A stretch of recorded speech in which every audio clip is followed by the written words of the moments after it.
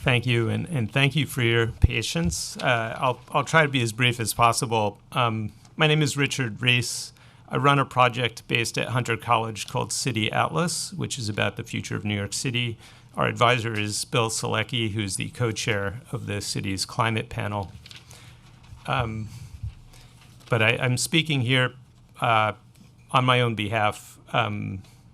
We launched in 2011 with a grant from the Rockefeller Foundation. The goal was to provide a sort of front end for the city's climate information.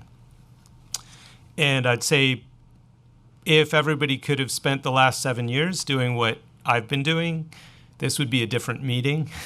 I actually think the Army Corps is making a sincere effort at trying to do something that's really hard. I'm also new to this process, by the way, so I checked the wrong box on my note for the resolution. I'm actually skeptical of the harbor barrier for reasons that have to do both with the ecological reasons and because sea level will overtop it. So I'm just going to make a brief comment on sea level. We have a Twitter feed, City Atlas, and I will share this stuff on Twitter this afternoon. Richard Alley, who is probably the top glacier expert, sea level expert in the US, in September, he did an online seminar and mentioned that 10 foot or above before 2100 is a real possibility.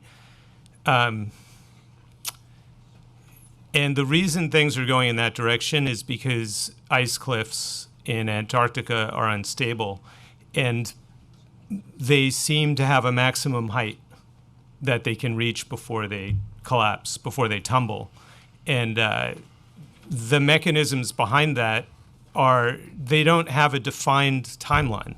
So up until 10 years ago, they felt that this was a decades and centuries process, but they don't necessarily feel that. So obviously that makes a big difference, because if in 2 years or 5 years there's a paper showing this timeline moving forward, then the commitment to a harbor barrier would change. And I think that goes to the whole question of what we're doing, because a commitment of $20 billion for coastal defense, maybe the point is, how do we commit to the mitigation goal that the IPCC report frames? And that's where that's basically to sum my observations up, is that the message of the IPCC report is about the target, the mitigation target, which is extremely ambitious.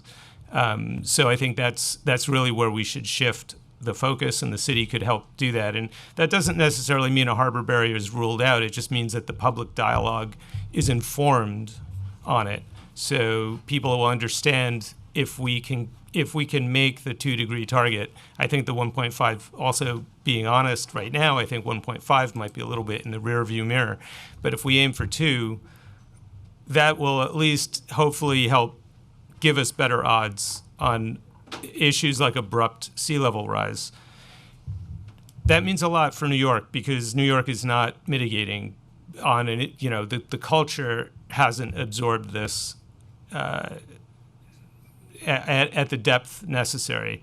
And what I'll share on Twitter is Paris has a plan that is directed to the public. And I think that's the next step for New York, is really to make an open plan to talk about it to everybody in the city, and particularly, I think, at the highly educated and high income level part of the city has to start to reframe, to take this to absorb this, internalize it,